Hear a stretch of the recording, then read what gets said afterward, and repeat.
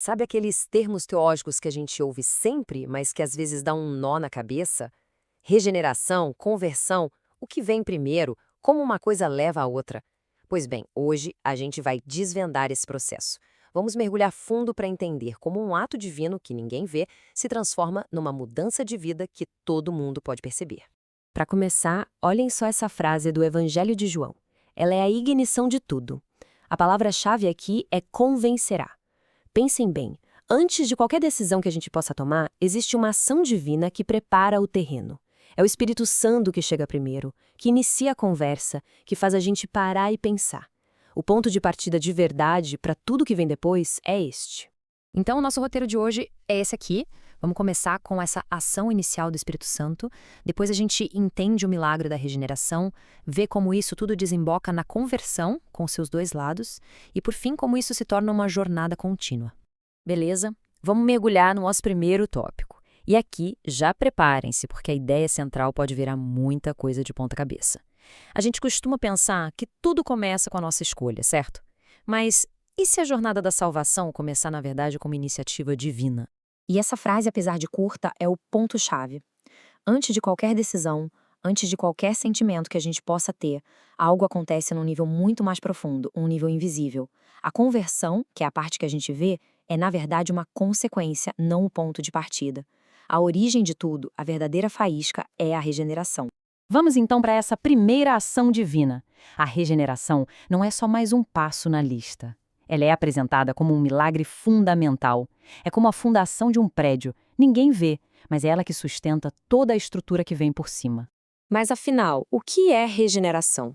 A definição é bem direta. É o ato do Espírito Santo de dar vida espiritual a quem estava, digamos, morto. E a linguagem aqui é muito importante. Não se trata de consertar algo que estava quebrado, mas de criar vida onde não havia. É por isso que a Bíblia chama esse processo de novo nascimento. Faz todo sentido. Agora, essa frase aqui é poderosa. Pensem no impacto disso. Sem regeneração, crer é impossível. Com ela, não crer é impossível. Isso nos leva àquela ideia da graça irresistível. E calma, isso não significa que Deus força alguém contra a própria vontade. A ideia é que a regeneração muda nossa natureza tão profundamente que crer se torna a resposta mais natural e inevitável do novo coração. E onde é que essa obra acontece? Bom, não é na superfície, nem na mente, nem nas emoções. Acontece no coração, que aqui quer dizer o centro do nosso ser, o nosso sistema operacional. É um lugar tão fundo que nem a gente consegue acessar ou controlar. E é exatamente por isso que essa obra tem que ser puramente divina. Certo. Se a regeneração é esse ato divino e invisível, o que vem em seguida? Aí sim vem a conversão. Ela é a resposta humana, a parte consciente e visível que nasce diretamente daquela obra que aconteceu lá dentro. Essa tabela deixa a distinção bem clara, né? De um lado, a regeneração, o ato de Deus, a causa de tudo que acontece sem a gente perceber. Do outro, a conversão, a nossa resposta, o efeito visível, uma decisão consciente. Entender essa relação de causa e efeito é a chave para tudo. E a própria conversão tem essa natureza dupla. Existe aquele momento decisivo, a virada de chave, o ato de se voltar para Deus. Mas não para por aí. Isso se torna também uma postura, uma atitude contínua que passa a definir a vida dali para frente. Agora, vamos olhar a conversão mais de perto. Ela não é uma coisa só. Dá para pensar nela como uma moeda com dois lados que não se separam. De um lado, arrependimento. Do outro, fé. Não dá para ter um sem o outro. O arrependimento é uma resposta que envolve a pessoa por inteiro. Primeiro, tem o aspecto intelectual. A gente entende a nossa condição. Depois, o emocional. Um sentimento verdadeiro de tristeza pelo erro, mas também de alegria pelo perdão. E, por fim, o aspecto da vontade, o volitivo, a decisão firme de mudar de rota. E a fé segue essa mesma lógica, num processo paralelo. Intelectualmente, a gente precisa entender a mensagem. Emocionalmente, essa mensagem tem que nos cativar, tem que tocar o coração.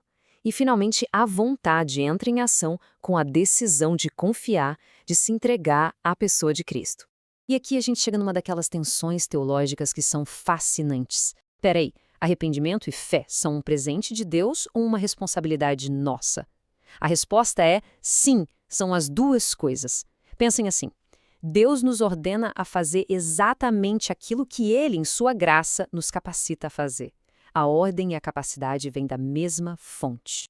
E esse ponto é absolutamente crucial. Não somos salvos por causa do nosso arrependimento ou da nossa fé. Eles não são uma moeda de troca.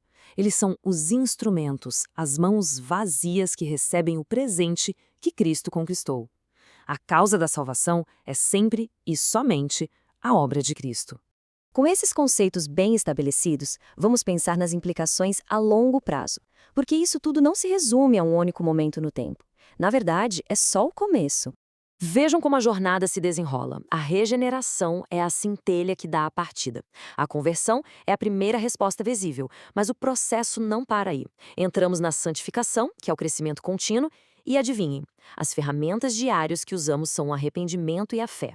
E isso nos leva à perseverança, a capacidade de continuar na caminhada usando essas mesmas ferramentas até o fim.